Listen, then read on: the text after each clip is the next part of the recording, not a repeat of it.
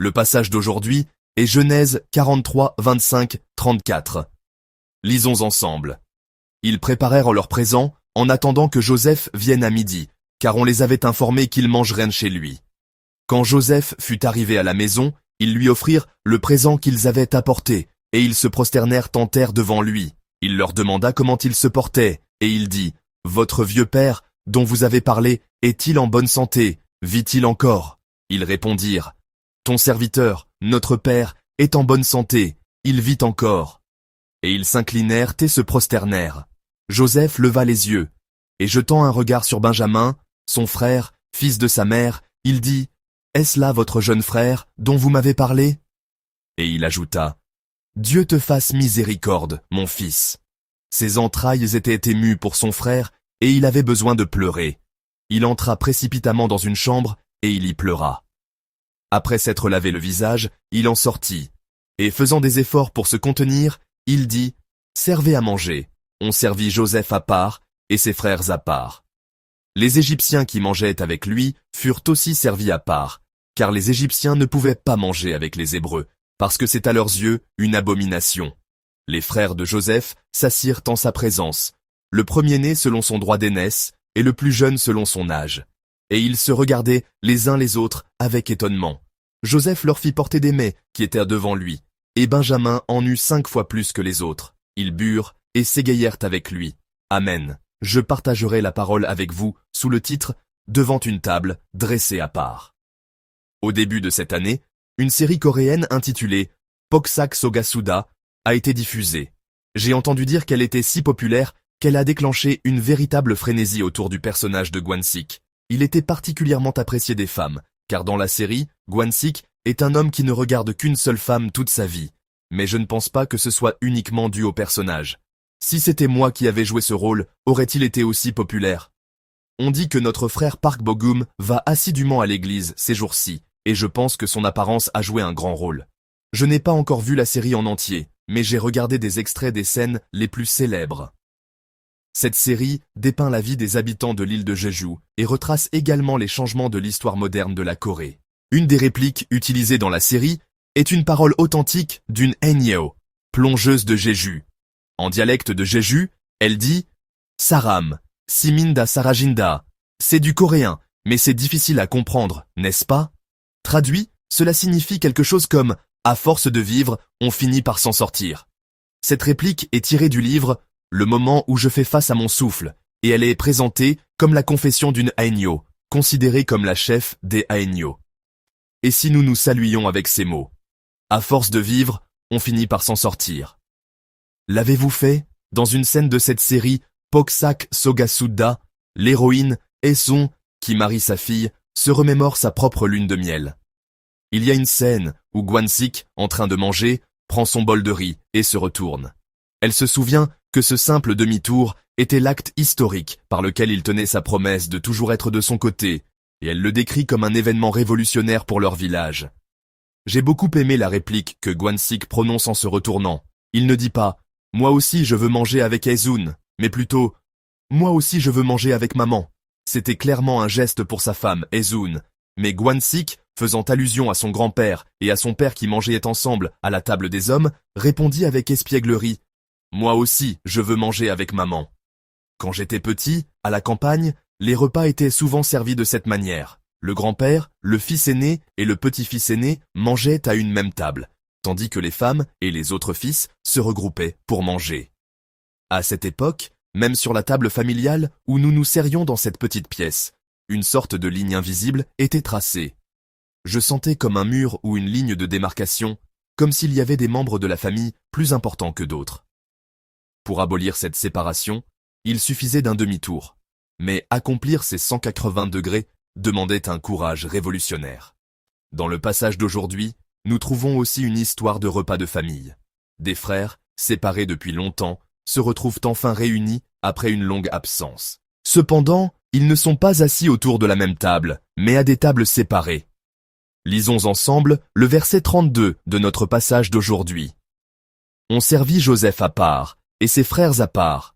Les Égyptiens qui mangeaient avec lui furent aussi servis à part, car les Égyptiens ne pouvaient ne pas manger avec les Hébreux, parce que c'est à leurs yeux une abomination. Joseph a retrouvé ses frères.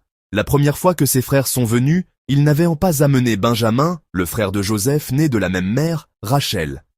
Pour cette deuxième visite, ils ont amené Benjamin. Et les frères se sont assis ensemble pour un repas après une longue séparation. Il s'agissait pourtant bien d'un repas entre frères, issus du même père. Cependant, une ligne invisible a été tracée sur cette table.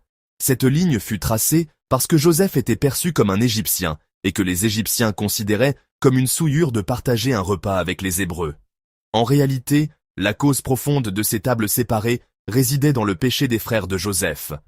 Leur haine et leur jalousie envers leur jeune frère les avaient conduits à le vendre comme esclave. C'est ce péché qui avait créé la séparation et qui les amenait aujourd'hui à se retrouver comme citoyens de nations différentes. Bien que Joseph mange enfin avec ses frères après une longue période, une ligne invisible a de nouveau été tracée sur leur table, pour une raison quelque peu différente cette fois.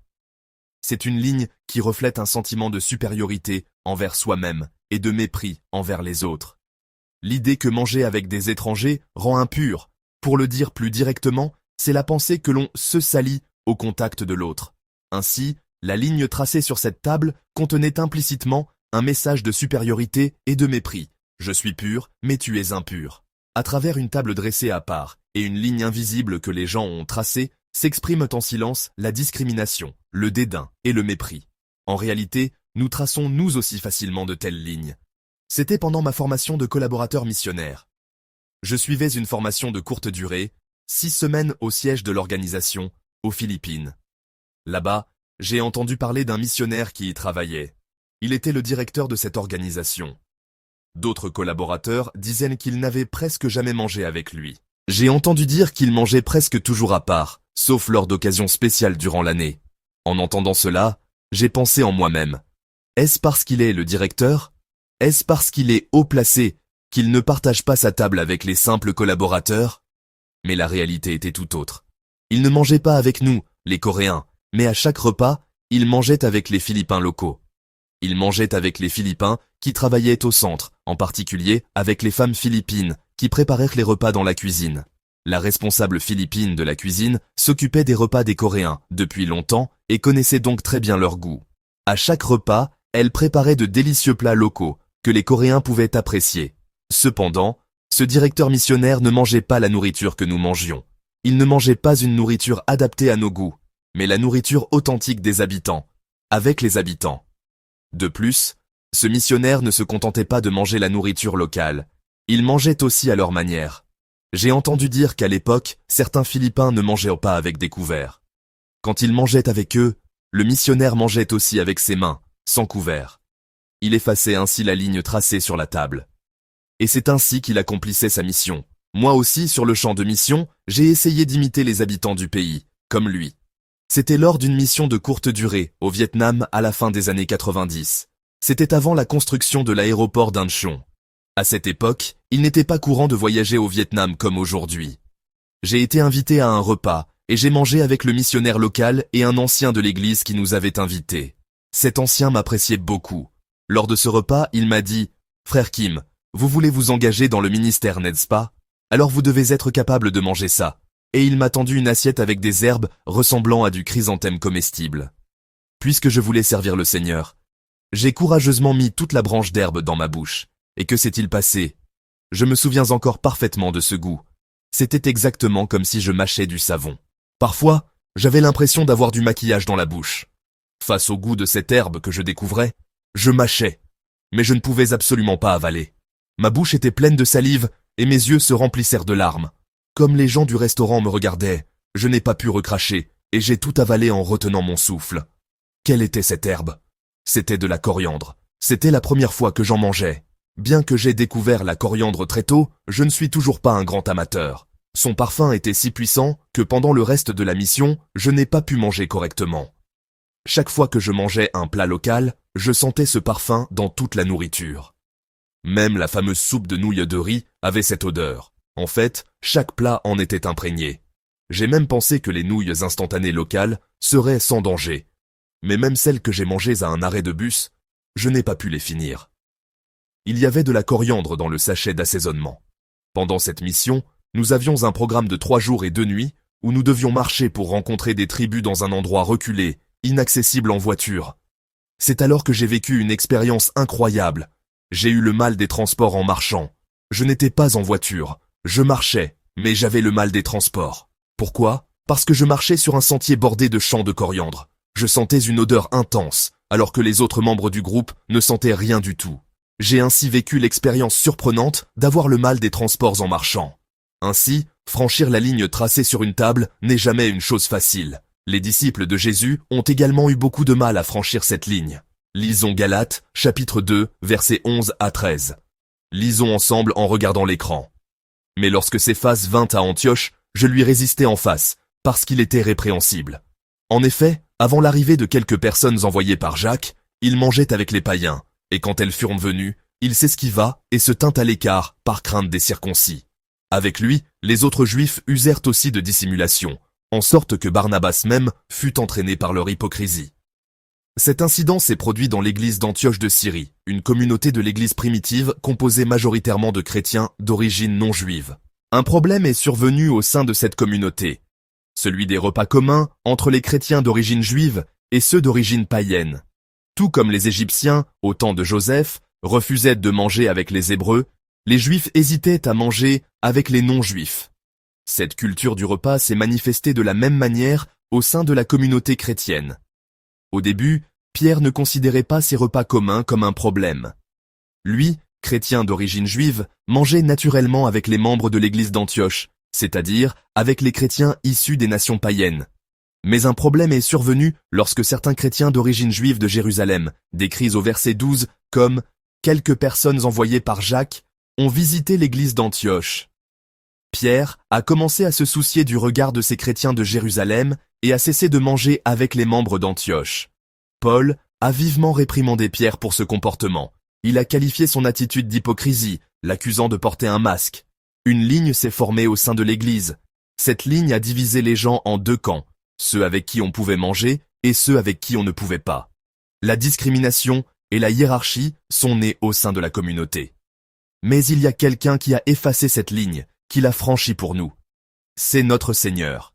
Notre Seigneur a supprimé toute ligne de discrimination, tout mur de supériorité entre nous. Lisons Matthieu chapitre 9, versets 10 à 12.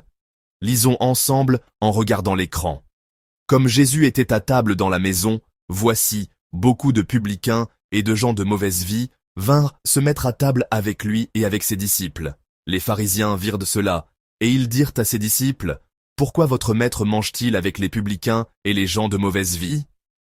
Ce que Jésus ayant entendu, il dit, « Ce ne sont pas ceux qui se portent bien qui ont besoin de médecins, mais les malades. » Matthieu, l'auteur du premier évangile, se souvient ainsi du jour où il a rencontré le Seigneur pour la première fois. Il raconte avec émotion que le Seigneur est entré dans sa maison de pécheurs, et que ses amis publicains et pécheurs ont mangé avec Jésus ce jour-là. Cependant, cet événement n'a pas été perçu comme une grâce par tout le monde. Pour certains, c'était très offensant. Les pharisiens ont critiqué « Comment peut-il manger avec les publicains et les pécheurs ?» Sans se soucier de leurs critiques, notre Seigneur a répondu, et Matthieu se souvient de ce jour. Ce sont les malades qui ont besoin d'un médecin. Ainsi, le Seigneur a effacé la ligne sur la table. Dans son évangile, Matthieu se souvient de notre Seigneur qui a franchi la ligne, cette ligne que personne ne voulait franchir pour venir à lui. À l'époque de Jésus aussi, il y avait des lignes clairement tracées sur les tables.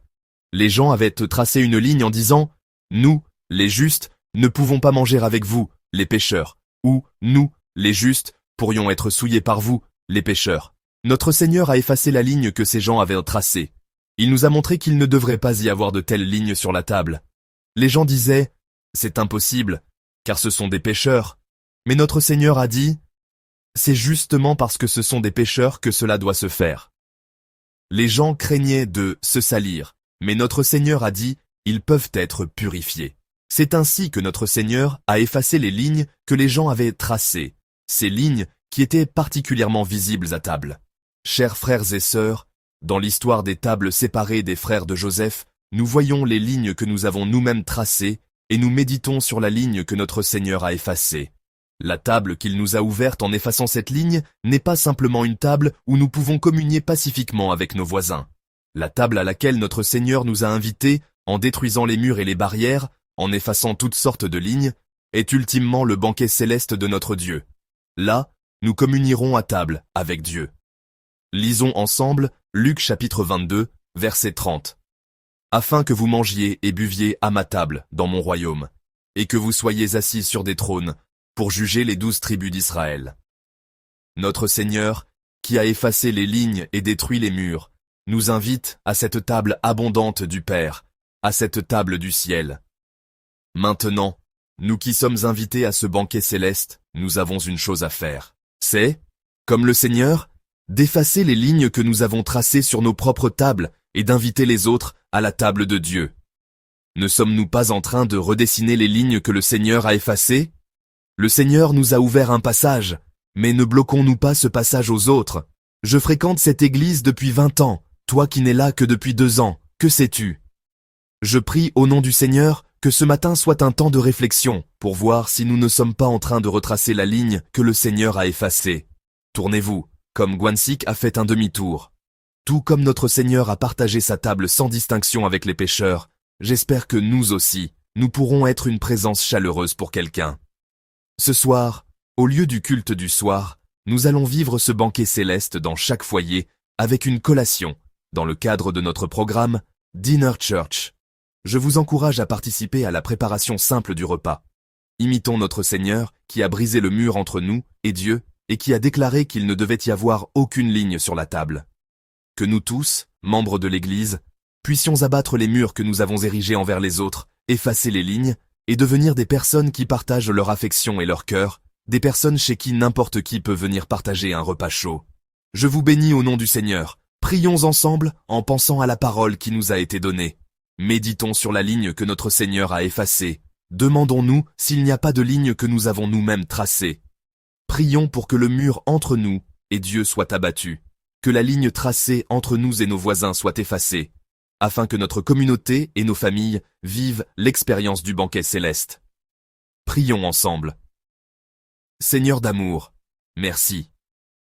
Parce que tu as effacé la ligne et démoli le mur, nous avons obtenu le droit de participer au banquet céleste. Fais que nous ne soyons pas les seuls à y prendre part. Aide-nous à effacer les lignes et à abattre les murs que nous avons érigés, afin que nos frères, nos sœurs et nos voisins puissent aussi se joindre à nous, à la table où nous mangeons, avec notre Seigneur, ce banquet céleste. Merci. C'est au nom précieux de notre Seigneur Jésus-Christ que nous te prions. Amen.